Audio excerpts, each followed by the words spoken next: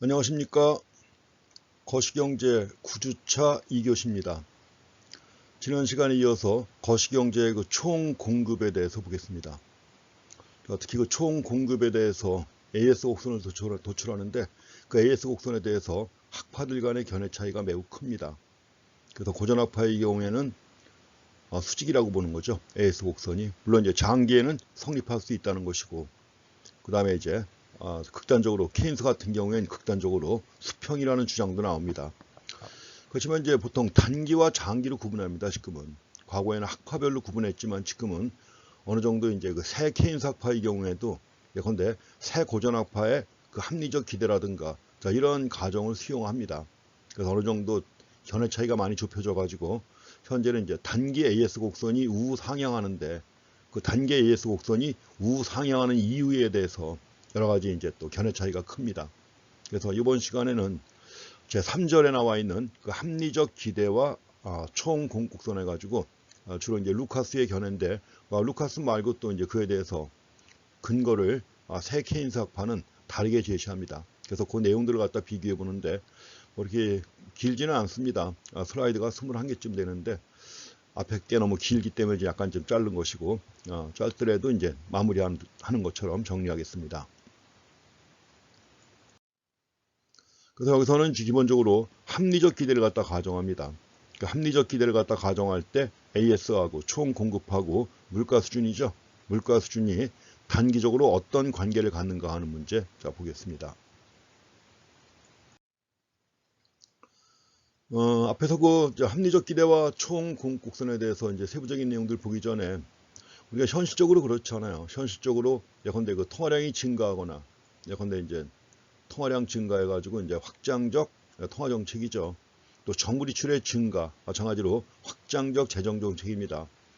이걸 통해서 만약에 AD가 증가한다. AD가 증가하면 물론 AD는 다 우하향하는데 AD가 증가하면 단기적으로 일정한 시차는 있습니다. 왜냐하면 그 통화 정책의 경우에는 좀 시차가 외부 시차가 길죠. 반면에 그 재정 정책은 내부 시차가 길고 외부 시차는 짧은데 통화 정책은 외부 시차는 긴 편입니다. 왜냐하면 이제 뭐 통화량을 변화시킨다, 금리를 변화시키게 되면 이것이 투자에 영향을 미쳐가지고 Y에 영향을 미치는데 투자라고 하는 게 뭐 하루아침에 뚝딱 이루어지는 건가요? 그건 아니죠. 그렇기 때문에 일정한 시차가 있습니다. 그래서 일정한 시차를 두고 산출량 Y하고 또 고용이 증가하잖아요. 현실적으로 우리가 많이 보는 거죠. 그동안 여러 가지 그 정부가 나서가지고 경기가 침체할 때 경기를 회복하기 위해서 정부 지출을 증가시킨다든가 아니면 또 통화당국이 통화량을 증가시킬 때 산출량도 증가하고 고용도 증가하는 거 많이 관찰해 왔던 겁니다. 많이 관찰해 왔는데 결국 AD가 증가할 때 산출량도 증가하고 고용도 증가한다는 것은 결국 뭐예요? 단기 AS 곡선이 우상향하는 형태라고 하는 걸 시사하는 것이죠. 단기 AS 곡선이 우상향하니까 Y도 증가하고 고용도 증가하는 겁니다.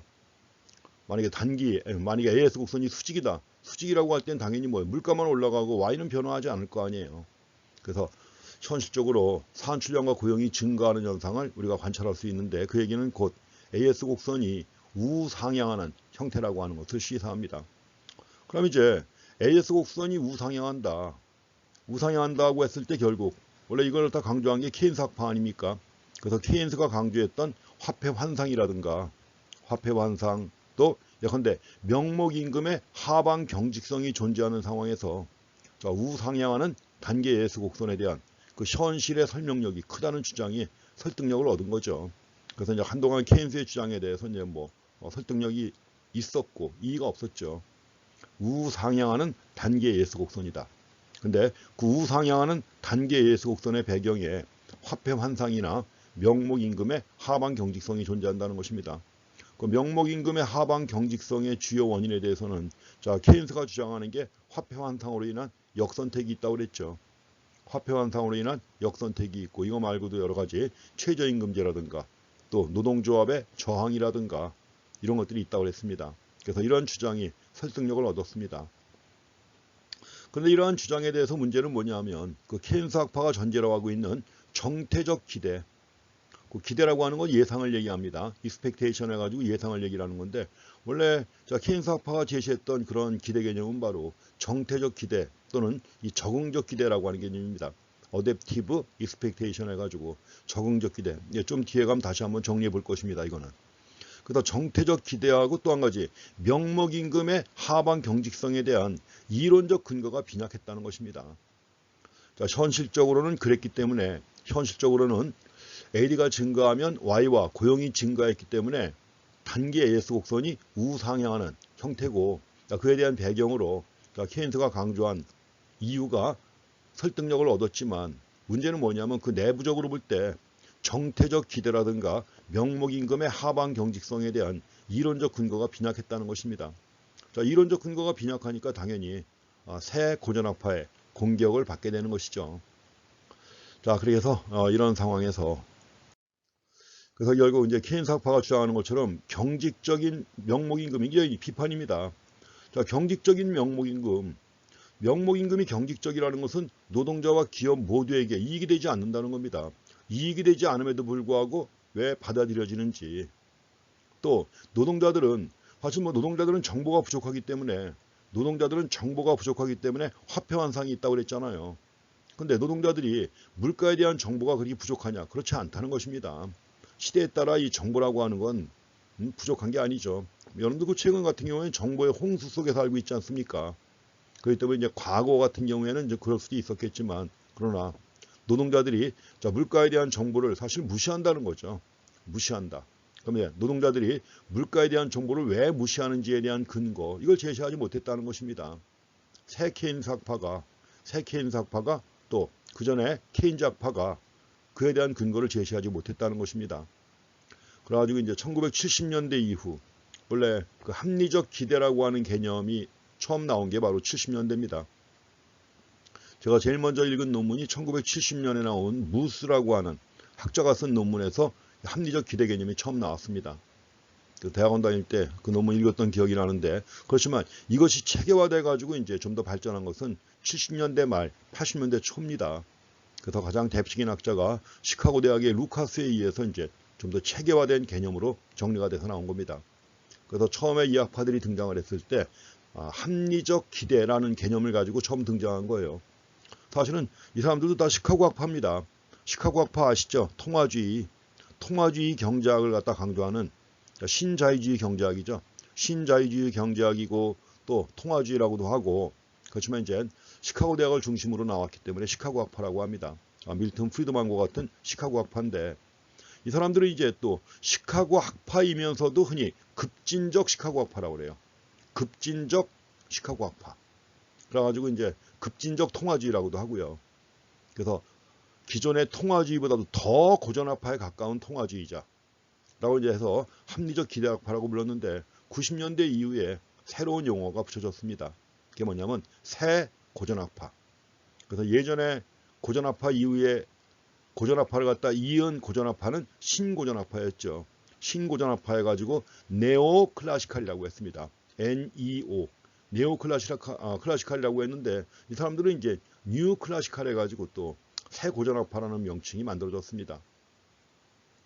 그래서 새 고전학파는 케인스의 가정하에 도출된 단기 AS 곡선, 이걸 수용하지 않은 것입니다.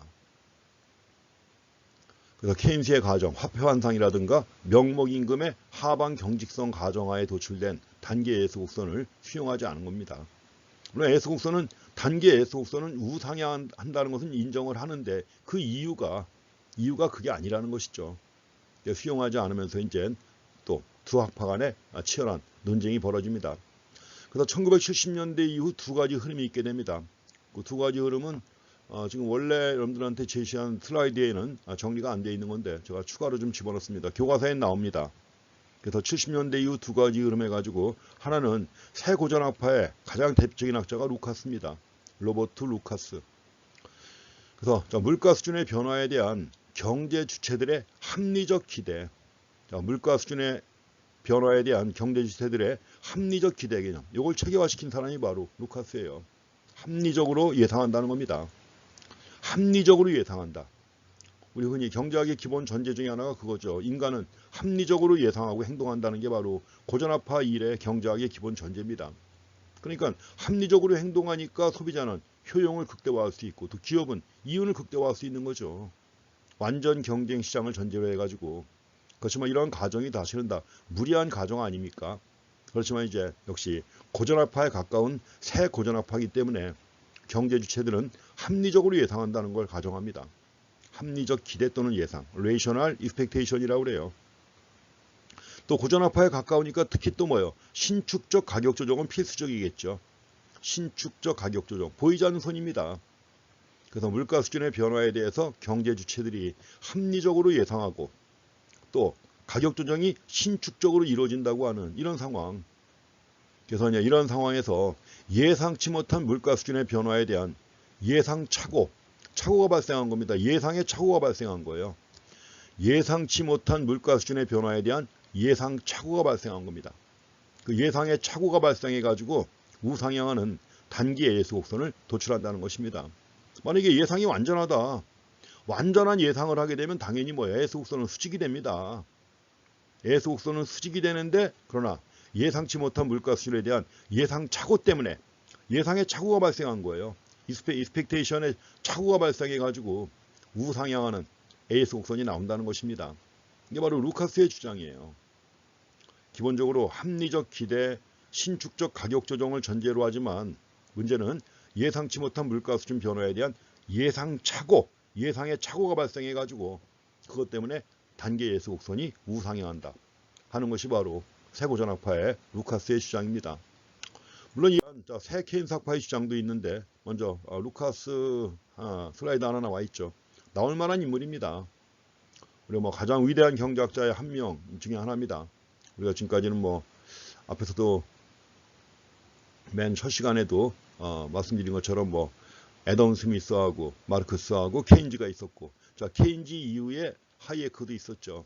커맨딩 아이치에서 나왔던 하이에크라든가 또 세미얼슨, 그리고 통화주의의 가장 대표적인 인물인 밀턴 프리드먼인데, 밀턴 프리드먼에 이어가지고 통화주의의 가장 또 한 명 대표적인 인물이 바로 로버트 루카스입니다. 또 시카고 대학의 교수고 한국에도 여러 번 왔던 사람입니다.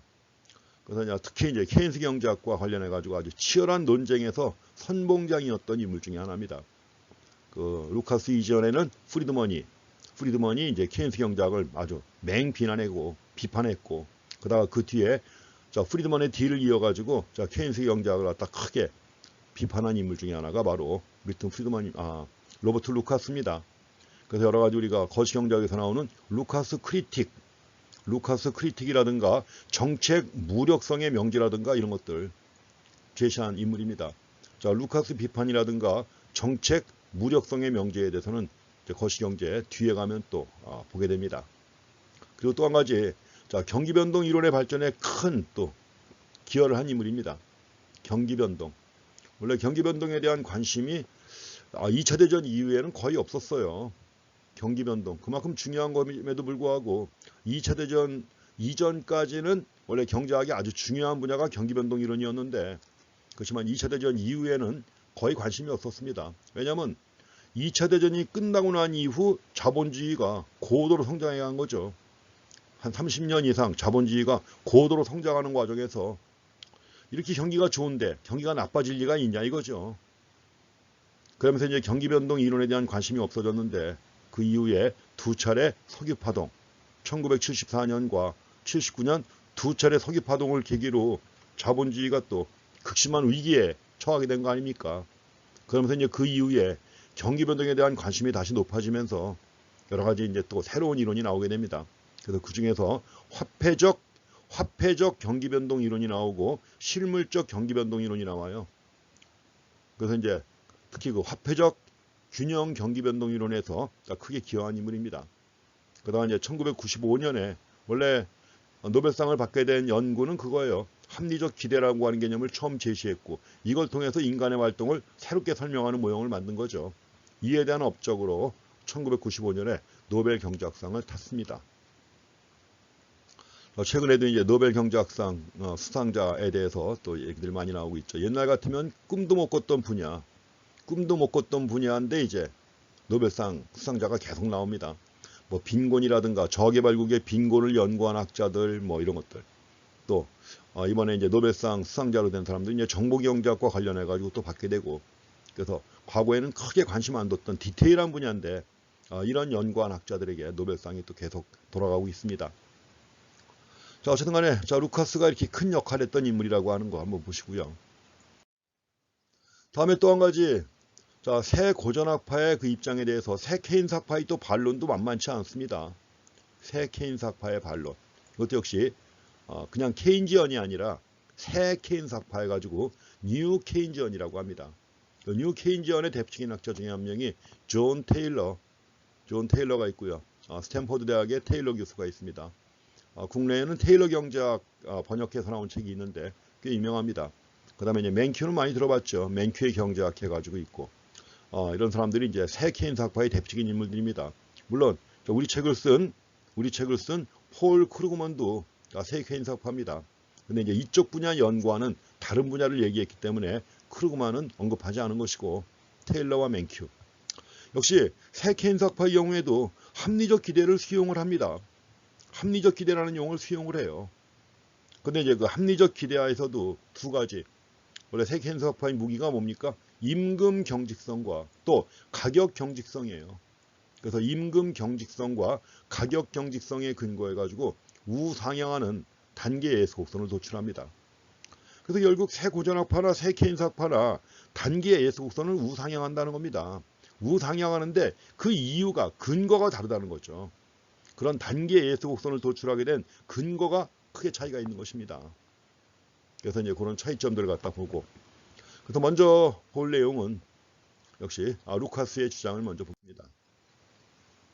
자, 루카스가 내세우는 중요한 그 가정 중에 하나가 물가 예상 착오라고 그랬죠. 아까 예상 착오. 그래서 여기서도 이제 그게 제일 중요한 거예요. 이유가 단기의 예수 곡선이 우상향한다고 할 때 가장 중요한 이유가 뭐예요? 물가 예상에 대한, 물론 물가가 어떻게 변화할지 몰라요. 모르지만 예상을 하잖아요. 근데 예상에 착오가 발생했다는 겁니다. 물가 예상에 착오가 발생했고, 이 착오 때문에 예수 곡선이 우상향한다는 것입니다. 먼저 루카스는 개별 기업의 공급 곡선을 먼저 도출합니다. 그리고 개별 기업의 공급 곡선을 다 합친 것이 나라 경제 전체의 총 공급 곡선이 된다는 것이죠. 그래서 먼저 개별 기업의 공급 곡선 해가지고, 이런 것들도 어떻게 보면 거시경제 현상인데 거시경제 현상의 기초가 되는 것이 개별 기업의 행동이란 말이에요. 그래서 이런 것들도 최근에 거시경제학의 중요한 추세 중에 하나인데, 거시경제학의 미시적 기초, 거시경제학의 미시경제학적 기초가 아주 새로운 트렌드로 자리 잡아가지고 크게 확산되고 있는데, 자, 거기에서 올 때 어떻게 보면 시족적인 인물 중에 하나입니다. 개별 기업의 공급곡선으로부터 나라 경제의 총 공급 곡선을 도출하는 겁니다. 거시경제학의 미시적 기초가 최근에 굉장히 트렌드예요.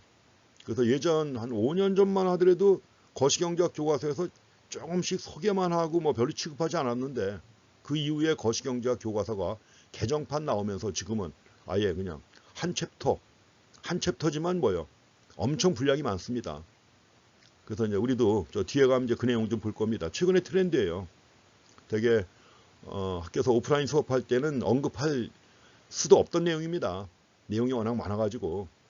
그렇지만 이제 이번에 온라인으로 이렇게 하니까 거시경제학의 미시적 기초도 일부 시간 되는 대로 볼 겁니다. 그럼 먼저 루카스가 생각하는 개별 기업의 공급선인데, 루카스는 그렇게 가정을 합니다. 가정입니다. 뭐냐면 기업이 노동을 고용하지 않고, 이제 모형을 단순화하기 위한 겁니다. 모형을 단순화하기 위해서 노동은 고용하지 않고 기업가 자신이 직접 기업가 자신의 노동이에요.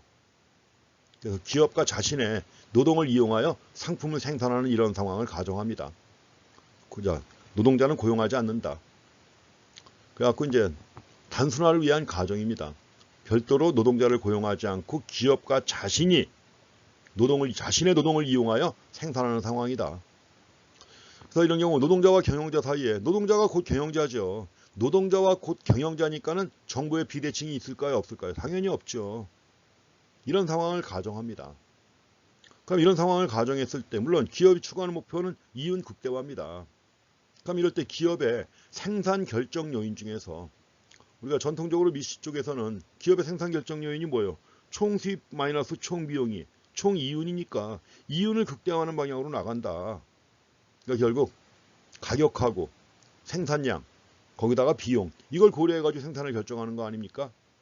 그래서 우리가 앞에서 생산함수도 봤지만 Q equal function LK 이런 거지만 그래서 여기서는 이제 기업이 생산을 갖다 결정하는 요인 중에서 다른 기업의 상품 가격과 자기 상품 가격의 차이예요. 이게 뭘까요? 상대 가격이죠. 상대 가격. 우리가 상대 가격 하면 보통 가격 비율 얘기하는 거 아닙니까? 그러니까 우리가 만든 상품 가격과 다른 기업이 만든 상품 가격의 차이 이게 중요하다는 겁니다. 상대 가격에 주목하는 거예요. 이 새로운 완전한 발상의 전환입니다. 이게 바로. 그래서 생산 결정 요인 중에서 특히 상대 가격에 주목합니다. 가지고 상대 가격이 생산 결정 요인 중에 중요하다면 현재 이러한 상황에 처해 있는 개별 기업의 공곡선을 도출합니다. 요건 개별 기업의 공곡선입니다. 개별 기업의 공곡선인데 다음 슬라이드에서 제시를 하고 있습니다. 그래서 현재 이런 상황에 처해 있는 개별 기업의 공곡선은 이렇게 됩니다. YI, 자 기업 I의 산출량입니다. 기업 I의 산출량은 Y 스타 I입니다. Y 스타이라고 해서 에스테리스크를 갖다 붙여놨는데 에스테리스크 이거는 뭐냐면 기업 I의 정상적 산출 수준이에요. 정상적인 산출 수준이 되는 겁니다. 이게 이제 나라 경제 전체로 봤을 때는 자연 산출량 이런 개념으로 이제 또 전환이 됩니다. 정상적인 산출 수준에다가 그러면 이 정상적인 산출 수준에서 벗어나게 만드는 요인이 뭐냐? 벗어나게 만드는 요인은 감마 곱하기 PI. 그러니까 PI는 기업 I의 상품 가격이고 반면에 마이너스 P인데 이 P는 뭐냐? P는 경제 전체의 일반 물가 수준이에요. 경제 전체의 일반 물가 수준 또는 일반 가격 수준, 물가 수준입니다. 그래서 I 기업의 상품 가격은 PI. 반면에 경제 전체의 일반 물가 수준이 P다. 그리고 이제 앞에 감마가 붙어 있죠. 가로 안에 감마가 붙어 있는데 감마는 뭐예요? 기업 I의 산출량이 상대 가격 변화에 반응하는 정도예요. P-P에 반응하는 정도. P-P에 반응하는 정도가 감마인데 감마는 0보다 크다고 이제 가정합니다. 그래서 결국 기업 I의 산출량은 기업 I의 정상적 산출 수준에다가 그 다음에 I의 산출량이 상대 가격 변화에 반응하는 정도에 따라 기업 I의 산출량이 달라진다는 것이죠. 그래서 만약에 이 기업의 상품 가격 PI죠. 이 PI가 일반 물가 P보다 상대적으로 높게 형성된다. 높게 형성되게 되면 당연히 뭐예요? 높게 형성되게 되면 요 값이 플러스가 될 거 아닙니까? 요게 플러스가 될 것이고 요 값이 플러스가 되면 당연히 YI는 증가시킨다는 이거 아니에요? 이게 증가한다 이런 얘기죠. YI가 증가한다. 그래서 기업의 상품 가격이 일반 물가보다 상대적으로 높게 형성된다. 그럼 이 기업 I는 이윤을 극대화하기 위해서 산출량을 증가시킨다는 겁니다. 증가시킨다. 이런 이제 결론이 개별 기업의 공곡선에서 나오게 됩니다. 요걸 도출하는 과정에 대해서는 또 여러 가지 사실 이런 가정을 하고 있는데 그런 가정이 의미가 있다는 걸 갖다가 우리 책에서는 거의 한 페이지에 걸쳐 가지고 자세히 설명하고 있습니다. 그 내용 한번 읽어보세요. 책에 나와 있는 그 내용은 한번 읽어보시고 어쨌든 간에 여기서 나오는 결론이 이렇습니다. 기업의 상품 가격이 일반 물가보다 높게 형성된다. 그럼 기업은 산출량을 증가시킨다는 거죠. 산출량을 증가시킨다. 그럼 이제 합리적 기대가 반영된 기업 I의 공곡선을 생각해 보겠습니다. 합리적 기대가 반영된 기업 I의 공곡선. 일단 여기서 개별 기업은 좀 전에 기업 I가 있었죠. 개별 기업은 상대 가격의 변동과 일반 물가 수준의 변동을 정확히 구별할 수가 없다는 겁니다. 개별 기업은 상대 가격의 변동과 일반 물가 수준의 변동을 정확히 구별할 수 없다.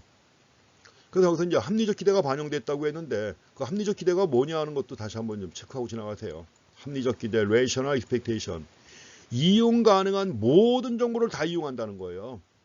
그래서 개별 기업이건 경제 주체 누구나 경제 주체들은 누구나 현재 주어진 정보 또는 이용 가능한 정보를 최대로 활용해 가지고 일반 물가 수준을 예상한다. 근데 그런 예산이 자, 최대한 모든 정보가 다 반영된 거니까는 뭐예요? 그게 합리적 예상이라는 거죠. 이게 합리적으로 예상한다. 이게 바로 합리적 기대입니다. 원래 그 기대 개념 해가지고 예상한 다음에 그에 따라서 행동한다는 거. 그 예상이 중요하다는 거, 기대가 중요하다는 걸 갖다가 또 처음 강조한 인물 중에 하나가 케인스예요. 케인스. 예상. 그래서 앞서 우리가 뭐 화폐시장 관련해 가지고 케인스의 유동성 선호도 보고 그랬죠. 유동성 선호설. 유동성 선호 이론에도 그 예상이 포함돼요.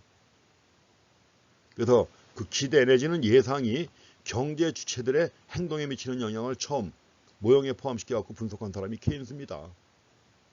근데 이제 케인스의 기대 개념하고 좀 다르죠, 당연히. 이게 바로 이제 경제학과 기대 이론회가 요즘 우리 책에 박스에 나와 있습니다.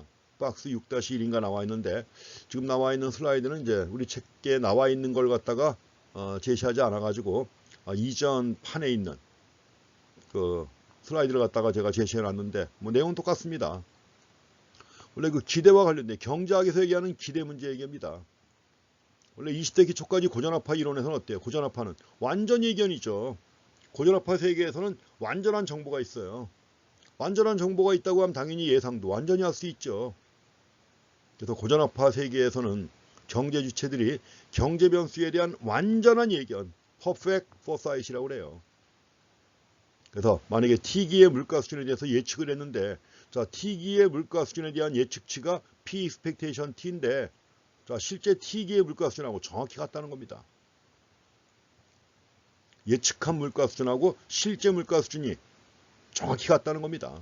이게 바로 고전압화의 사고방식이고 반면에 그 고전압화의 전통을 이어받은 통화주의 약자인데 뭐냐면 적어도 단기적으로 볼 때는 완전 예견이라는 게 있을 수 없다는 거죠. 사실은 장기에는 가능하다. 장기에는 완전 예견이 가능하지만 적어도 단기에는 좀 비현실적이라는 겁니다.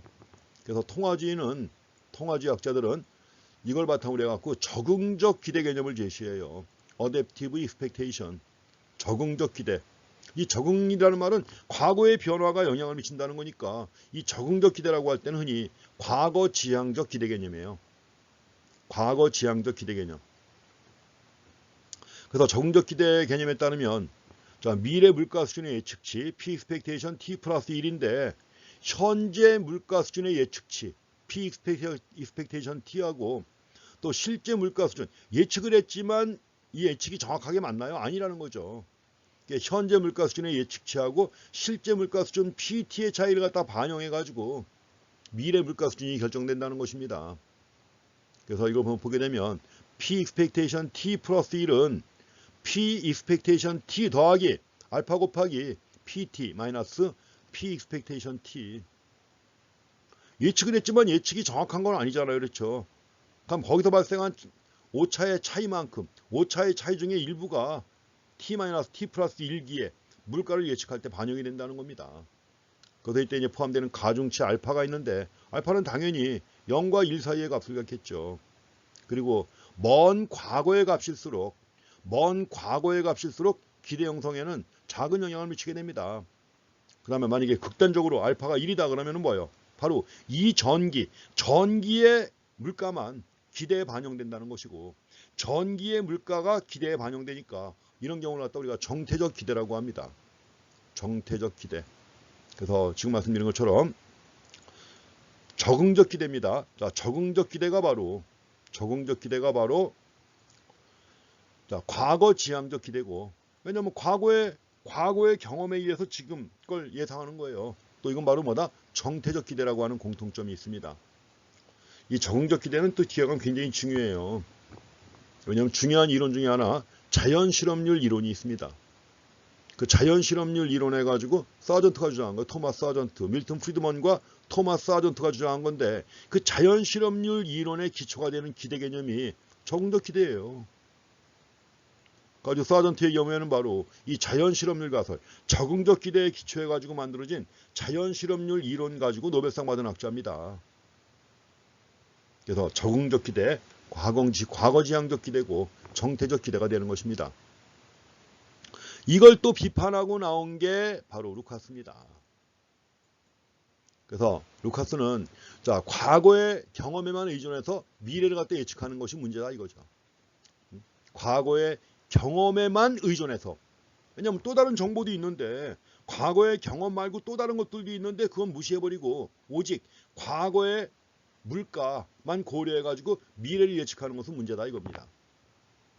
그래서 루카스가 합리적 기대라고 하는 개념을 제시한 겁니다. 합리적 기대는 당연히 뭐예요? 이용 가능한 모든 정보를 다 이용한단 말이에요. 그렇기 때문에 합리적 기대는 바로 미래지향적 기대입니다. 이것도 구분해 주시기 바랍니다. 합리적 기대는 바로 미래지향적 기대다 하는 거죠. 미래지향적 기대. 그래서 forward looking expectation입니다. 그래서 합리적 기대 개념에 따를 땐 그런 겁니다. 경제 주체들은 현재 이용 가능한 모든 정보, 이용 가능한 모든 정보를 활용해 가지고 미래 물가 수준을 예측한다는 것입니다. 이게 바로 합리적 기대예요. 이용 가능한 모든 정보를 이용한다는 거죠. 그래서 오메가 T라고 표시했는데 오메가 T는 T기에 이용 가능한 모든 정보의 집합이에요. 이 정보를 전제로 해가지고 뭐예요? 정보를 전제로 해가지고 다음 기의 물가를 예측한다. expectation입니다. E는 expectation. 그래서 T 더하기 1기 다음 기의 물가를 예측하는데 그 전제가 되는 게 뭐예요? 오메가 T. T기에 이용 가능한 모든 정보 이겁니다.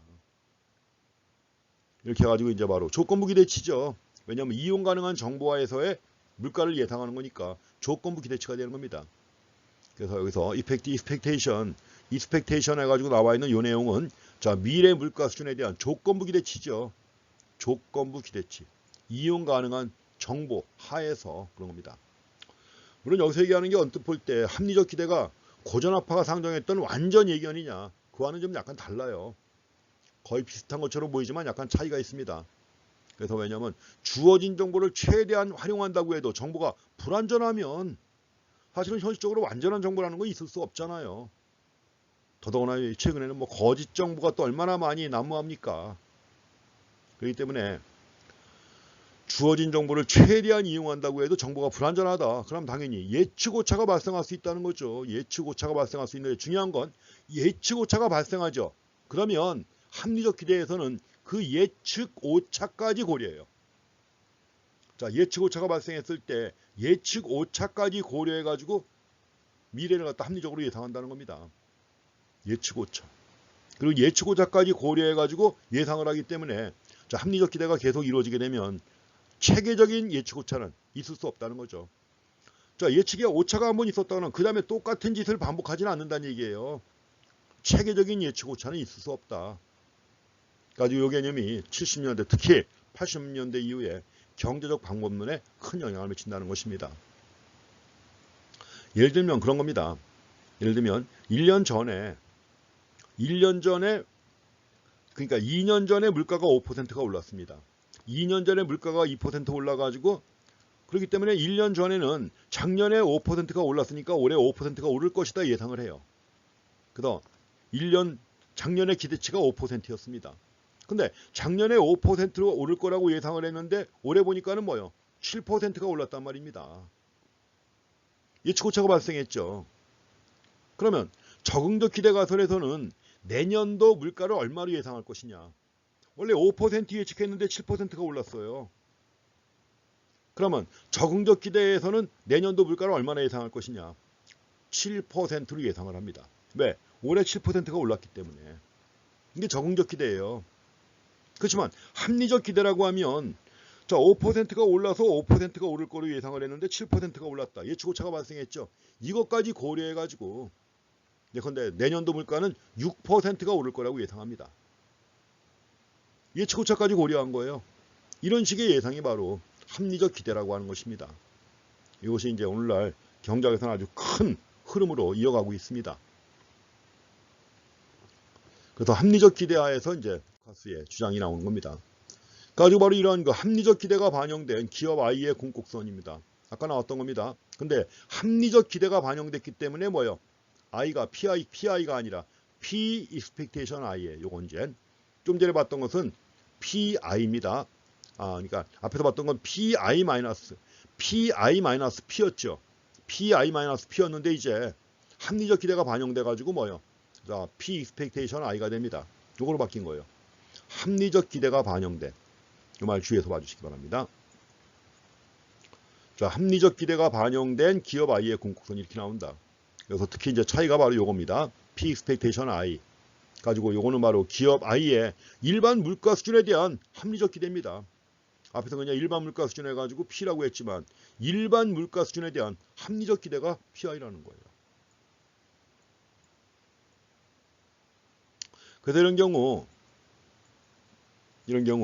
일반 물가 수준이 예상치 못하게 상승했다. 일반 물가 수준이 예상치 못하게 상승했다. 그럼 이런 경우에는 개별 기업은 자사 제품에 대한 선호가 늘어난 것으로 착각한다는 얘기예요. 자사 제품에 대한 선호가 늘어난 것으로 착각을 해가지고 생산량을 늘릴 수가 있다는 겁니다. 그래서 물가가 예상치 못하게 상승했다. 그래서 생산량을 늘렸다. 그러니까 AS 곡선이 어떻게 된다? 우상향하는 것이죠.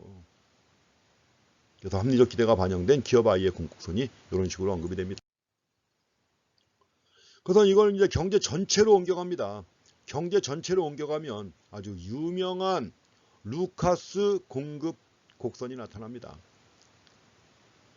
그래서 개별 기업의 총 공급 곡선을 또 여기서 총이라는 말씀은 안 되겠죠. 왜냐하면 개별 기업의 공급선을 다 합친 거예요.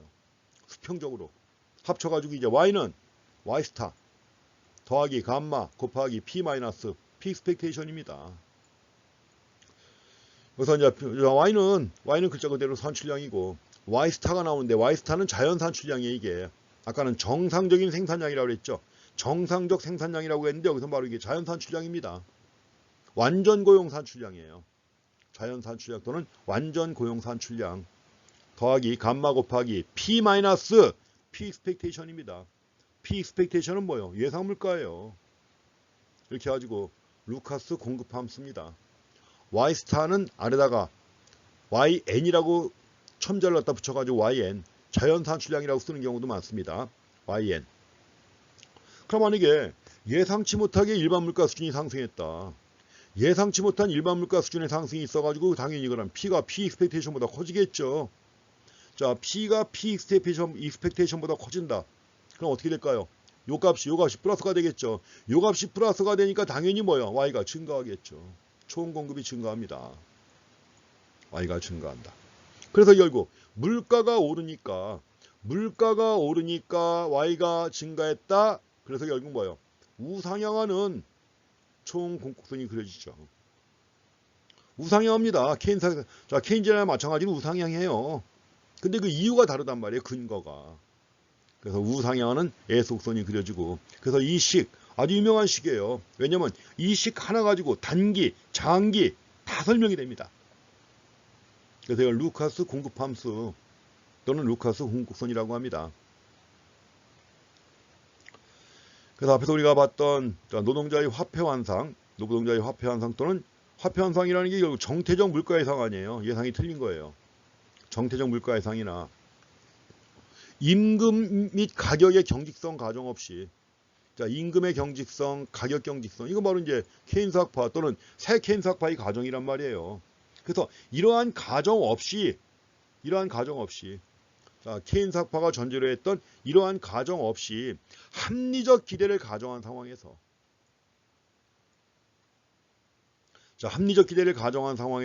물가 수준에 대한 정보의 불완전성 때문에 산출량의 변화가 가능하다는 거죠. 그러니까 단계 예수 곡선이 우상향한다 이겁니다. 자, 루카스 공급함수인데 여기서 한번 이렇게 한번 생각해 보세요. 자, 지금 Y는 Y스타가 여기에요. Y스타가 여기입니다. 이게 바로 자연 산출량입니다.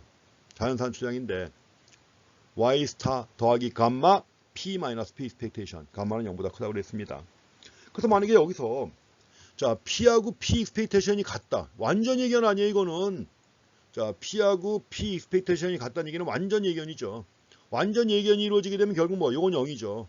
요건 0이고 요게 0이 되는 것이고 요게 0이 되면은 뭐예요? y는 y 스타죠. 이게 같은 거죠. 그러니까 이런 경우는 어떻게 돼요? AS 곡선이 수직이 됩니다. 근데 이게 장기에는 가능해요. 또 고전압파 세계에서는 가능하죠. 그래서 우리가 수직의 AS 곡선 해가지고 장기 AS 곡선이라고도 하고 이제 지금은 장기 AS 곡선이라는 용어로 다 통일한 거죠. 근데 원래는 이게 고전압파의 AS 곡선이었던 겁니다. 고전압파는 완전 예견을 전제로 하니까. 그래서 완전 예견, 경제 주체의 일반 물가 수준 예상이 정확한 경우에 AS 곡선은 수직이다. 그렇지만 우상향하는 AS 곡선, 우상향하는 AS 곡선의 경우에는 어떠냐?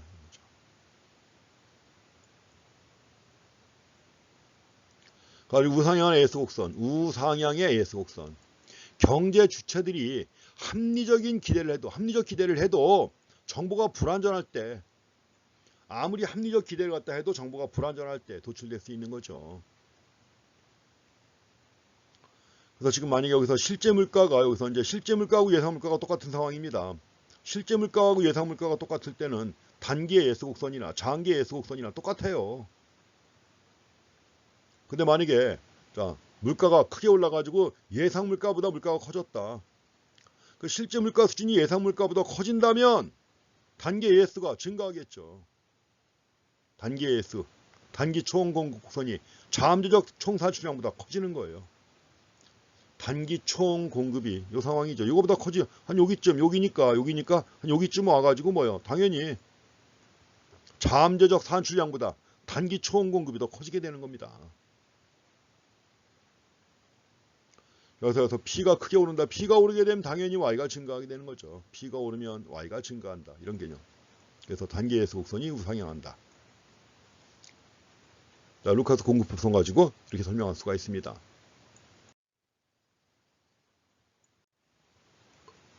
자, 다음에는 그 3.2에서 가격 경직성.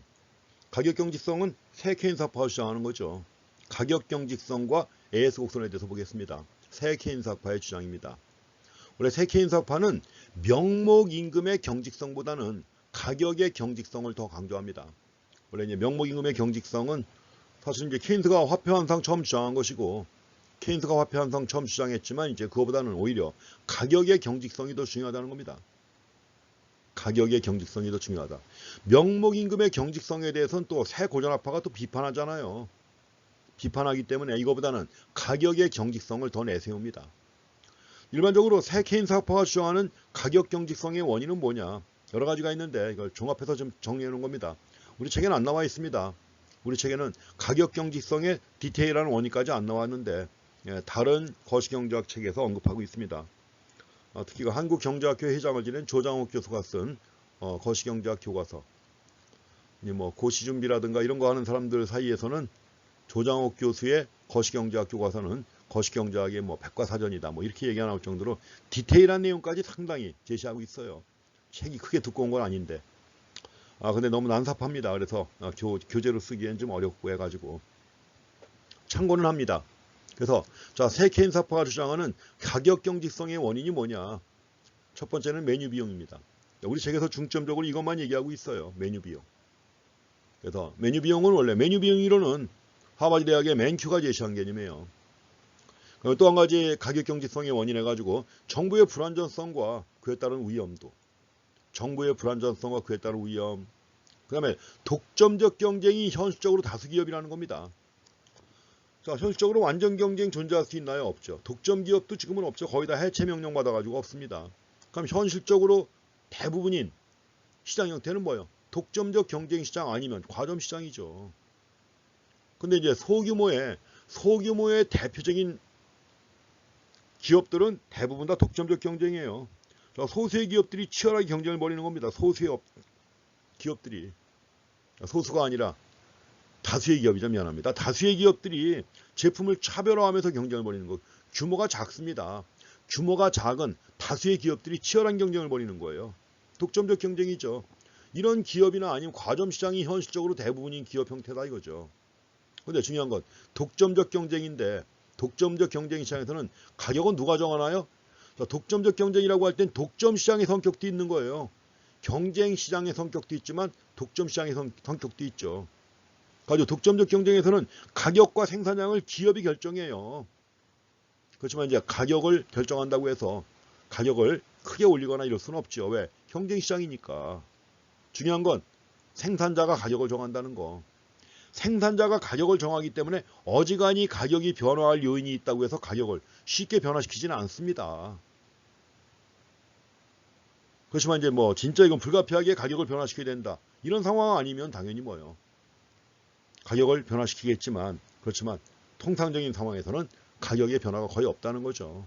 가격이 경직적이라는 겁니다. 그래서 상당한 기간 동안 가격을 변화시키지 않는다. 자, 생각해 보세요. 우리가 뭐 짜장면집이 있는데 짜장면집에서 뭐 원가가 10% 올랐다. 원가가 100원 정도 올랐다 해갖고 짜장면가 100원 올려요? 원가가 200원 올렸다? 200원 올려요? 아니죠. 한 최소한도 원가가 한 500원 정도 올랐다 싶을 때 짜장면 가격 500원 올리는 거죠.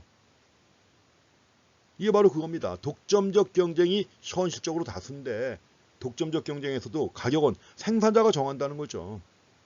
또 한 가지 과점 시장을 설명하는 굴절 수요 곡선 모델이 있는데 자, 폴 스위지의 굴절 수요 곡선 모형. 미시경제 들으신 분들은 아마 아실 겁니다. 이게 바로 뭐예요? 과점 시장의 가격 경직성을 설명하는 모형이에요. 그리고 과점 시장의 중요한 특징 중에 하나가 가격 경직성이 있죠. 경쟁이 워낙 치열하기 때문에 어떤 이유든 간에 가격이 정해지면 가격은 상당 기간 동안 변화가 없어요. 그래서 그걸 가격 경직성이라고 하는 것이고 이 과점 시장의 가격 경직성을 설명하는 가장 대표적인 모형이 막스 경제학자인 폴 스위지의 굴절 수요 곡선 모형입니다. 이것도 이유가 되겠죠. 가격이 경직적인 중요한 이유가 됩니다. 자, 또 한 가지는 고객시장 개념을 제시합니다. 고객시장 개념을 제시하는데 이거는 뭐냐면 그런데 반복적인 상거래가 이루어진다. 시계는 단골 고객이에요. 단골 고객 같은 경우에는 가격을 아무리 가격을 변경시킬 요인이 됐다고 해도 가격을 쉽게 변화시키나요? 안 하죠. 이런 것들이 바로 세케인사파가 생각해낸 가격 경직성의 원인들입니다. 자, 이거 5가지 한번 체크해 주시는 게 좋아요. 한번 체크해 주시고. 그렇지만 여기서는 이제 맨큐가 주장하는 맨큐의 주장에 따른 메뉴 비용 요거 가지고 주로 보겠습니다.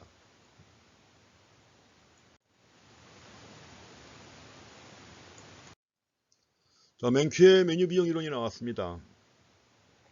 여기 좀 선이 좀 잘못돼 가지고 뭐 이상하게 좀 나오는데 사실 뭐 메뉴 비용 모형 설명하는 이 그래프가 중요한 건 아닙니다. 그러니까 그래프는 그냥 참고로 보시고 책에 나와 있는 그래프 가지고 한번 좀 보시기 바랍니다. 여기 지금 그림이 좀 깨졌습니다. 자, 메뉴 비용 글자 그대로 뭐예요? 메뉴 비용입니다. 메뉴판 있잖아요. 원래 메뉴 비용이라고 할 때는 가장 쉽게 얘기하면 뭐 중국집에서 만약에 가격을 바꾼다 그러면 메뉴판 바꿔야죠. 비용 들겠죠. 비용 들겠죠. 소비자한테 알려야 될 거 아니에요. 또 그렇죠. 다 들어가는 겁니다. 그래서 원래 메뉴 비용이라는 말은 약간 상징적인 것이고 기업이 가격을 변화시킬 때 수반되는 비용이 다 메뉴 비용이에요. 가격을 변화시킬 때 수반되는 비용. 그럼 기업이 가격을 변화시킨다. 경쟁 시장인가요? 아닌가요? 당연히 아니죠. 현실은 경쟁 시장이 아니에요. 그렇죠? 원래 경쟁 시장이라고 하면 시장에서 주어진 가격을 그대로 수용해야 되는 거 아니에요. 그렇지만 여기서 기업이 가격을 변화시킬 때 수반되는 비용이니까 당연히 경쟁 시장은 아닌 것입니다. 이럴 때 지금 나와 있는 게 한계비용 곡선입니다.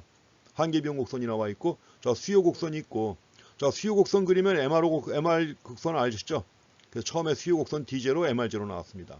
그래서 원래 MR 곡선은 세로축의 절편은 똑같고 세로축의 절편은 같고 가로축을 쭉 늘렸을 때 길이의 반이 MR이 제로인 상황이죠. 그렇죠? 그래서 아모로소 로빈슨식을 떠올리시면 아실 겁니다. 메뉴 비용이 있다. 만약에 독점적 경쟁 기업이에요. 지금 독점적 경쟁 기업. 독점적 경쟁 기업이 MR 이퀄 MC인 점인데 여기 약간 이제 비틀어졌습니다. MR 이퀄 MC인 점 여기에요. 그렇죠? MR 이퀄 MC인 점 여기서 생산량 Y0만큼 정합니다. 생산량을 Y0만큼 정한 다음에 가격은 어디까지 올라가야 돼요? 수요 곡선까지 올라가서 E0까지 가가지고 가격을 P0만큼 정했습니다. 그래서 Y0를 생산해 가지고 Y0를 생산해 가지고 P0의 가격으로 판매합니다. 만약에 이때 총 수요를 감소시키는 외부 충격이 발생했어요. 그러니까 총 수요를 감소시키는 외부 충격이 발생했다면 수요 곡선이 왼쪽 이동하잖아요. 자, 수요 곡선이 왼쪽 이동합니다. 왼쪽 이동하게 되면 이제 뭐예요? 균형점은 어디가 되느냐? 자, 균형점은 이제 2원이 됩니다. 그림이 좀 약간 난삽하다고 그랬습니다. 그래서 자, 수요 곡선이 왼쪽 이동했단 말이에요. 그래서 기업은 이제 점 2원에서 가격은 생산량은 Y1, 가격은 P1만큼 결정해 가지고 생산하겠다 합니다. 그 결과 이윤이 얼마가 되는 거예요? 이윤은 이 삼각형 부분, 자, 수요 곡선하고 한계 비용 곡선상 그 이윤이 되는 거죠. 삼각형 ABC라고 했는데 삼각형 ABC 여기 지금 A 위치가 좀 틀리고 자, B도 그렇고 C도 그래요. 이게 지금 자, 이윤이 얼마인지 아시잖아요. 그렇죠? 우리가 MR=MC에서 생산량 결정했을 때 아랫부분은 총 비용이고 전체 네모가 총 수입이고 이럴 때 남은 게 바로 총 이윤 아니에요. 그렇죠? 그래서 어쨌든 간에 ABC만큼의 이윤을 얻는다. 그림이 좀 그렇습니다. 이윤을 얻는다. 그러면 이제 가격을 변화시킨단 말이에요. 기업이 가격을 변화시킬 때 수반되는 비용이 있다는 거죠. 메뉴 비용이 있습니다. 이럴 때 어떻게 될 것이냐는 겁니다. 여기서도 처음에는 D0, MR0입니다. D0, MR0. 근데 만약에 가지고 가격이 하락했단 말이에요. 저기 E0에서 E1으로 와가지고 가격이 P0, P1만큼 하락했단 말이죠. 하락했다. 근데 만약에 가격을 변화시킬 때 메뉴 비용이 든다. 가격을 변화시킬 때 메뉴 비용이 든다고 하면 메뉴 비용을 고려해야죠. 메뉴 비용을 CM이라고 표현했습니다. 메뉴 코스트 CM. 그러면 이윤은 자, 이윤에서 그만큼을 빼야만 이윤이 되는 거 아니에요. 이게 그렇죠. 그래서 가격 조정에다가 메뉴 비용을 포함시키면 기업은 가격을 변화시킨 다음에 CM만큼 뺀 나머지가 이윤이 되는 거예요. 이만큼만 이윤을 얻습니다. 그래서 델타 ABC, 삼각형 ABC 빼기 CM만큼 이윤을 얻게 된다. 그래서 만약에 이런 경우라면 이제 자, 메뉴 비용이 든다면 메뉴 비용을 빼고서 얻는 이윤하고 자, 메뉴 비용을 빼고 얻는 이윤하고 그 다음에 이전 가격을 그대로 받는 거예요. 이전 가격을 그대로 받으면서 산출 수준을 갖다 Y2로 줄인 다음에 이윤. 이 두 가지를 비교하는 거예요. 그래서 지금 메뉴 비용이 드는 상황에서는 가격을 변화시켰습니다. 가격을 변화시키면서 메뉴 비용이 들었기 때문에 메뉴 비용을 뺀 것만큼, 추가로 뺀 것만큼의 이윤하고 그러면 가격을 변화시키지 않는다. 이전 가격을 그대로 받습니다. 그리고 산출 수준만 Y2로 줄인 다음에 이윤하고 이걸 비교하는 거예요. 지금. 그래서 이걸 비교해가지고 만약에 메뉴 비용이 더 많이 든다. 그러면 가격을 변화시킬까요? 안 시킬까요? 안 시키죠. 당연히. 그래서 가격 조정에 따른 이윤이 산출량 조정에 따른 이윤보다 작다. 그럼 가격을 변화시켜요? 안 시켜요? 안 시키죠. 가격은 경직적으로 유지가 됩니다. 변화시키지 않으니까 가격은 경직적으로 유지될 수밖에 없는 것이죠. 그래서 이제 독점적 경쟁 기업의 가격 설정 방식에 따라 두 부류의 기업이 존재한다 해가지고 나와 있습니다. 기업 그룹 1하고 2가 나오는데 이 내용은 별로 중요한 건 아닙니다. 별로 중요한 건 아니고 사실 이것까지 보실 필요는 없어요. 어떻게 보면 그냥 메뉴 비용의 이론의 아이디어가 그것이고 이게 바로 가격의 경직성을 설명하는 이론 중에 하나라고 하는 것만 확인하시면 됩니다. 그래서 먼저 기업군 1은 경제 상황의 변화에 따라 신축적으로 가격을 조정하는 기업 그룹이에요. 그래서 P1은 P 더하기 알파 곱하기 Y 마이너스 Y 스타 나온 겁니다. 그래서 여기서 알파라고 하는 것은 이제 상품 가격이 잠재적 총 산출량 대비 실제 국민소득의 변화에 반응하는 정도 해가지고 이제 제시한 것이고 그래서 만약에 독점적 경쟁 기업의 가격 설정에 따라 두 부류의 기업이 존재할 때 기업군 1은 이제 생각해 보세요. 만약에 일반 물가 수준이 상승했다. 일반 물가 수준이 상승하면 어떻게 돼요? 화폐임금이 상승합니다. 화폐임금이 상승하고 물가 수준이 올랐으니까 화폐임금 상승하고 그럼 기업의 상품 가격도 상승한다는 거죠. 가격도 상승한다. 그리고 이제 여기서 만약에 국민소득이 상승하면 국민소득 수준이 상승하게 되면 소득이 증가했으니까 상품 수요가 증가하죠. 수요가 증가하면 당연히 생산량은 증가하겠죠. 생산량을 증가시키면 한계비용 체증, 이게 일반적이죠. 한계비용이 상승합니다. 그러니까 당연히 기업의 상품 가격은 상승한다는 거죠. 요게 상승해도 P는 상승하고 또 요게 상승해도 P는 상승한다는 것입니다. 자, P가 상승하건 Y가 상승하건 P는 상승한다 이거죠. 다음에 기업 2가 있습니다. 이거는 합리적으로 예상한 물가 수준에 따라 가격을 정해요. 합리적으로 예상한 다음에 가격을 설정한다. 그리고 경제 상황에 변화가 있어도 가격은 변화시키지 않아요. 가격은 변화시키지 않고 생산량의 변화로 대응한다는 겁니다. 그럼 이럴 때 P2는 뭐냐? P2는 자, P-bar expectation이에요. 가격은 조정하지 않잖아요. 가격을 조정하지 않으니까 P-bar expectation 되는 거죠. 생산량의 변화로 대응한다. 그래서 이럴 때 자, 신축적 가격 조정 기업 그룹 1 같은 경우에 P1은 이렇게 됐었죠. 그 다음에 2는 이랬습니다. P2는. 그럼 만약에 경제 전체의 물가 수준은 기업 1의 비율하고 기업 2의 비율에 따라 달라진다는 겁니다. 그래서 만약에 자, 기업 1의 비율이 1-S고 기업 2의 비율이 S라면 그만큼씩 반영이 되는 거예요. 그러니까 이럴 때 이제 기업 1의 경우에는 자, 기업 1의 경우에는 뭐예요? 1의 경우에는 1-S만큼 P1이 반영된다. 요게 대해서 1-S만큼. 자, 기업 P2에 대해서는 S만큼이 반영됐죠.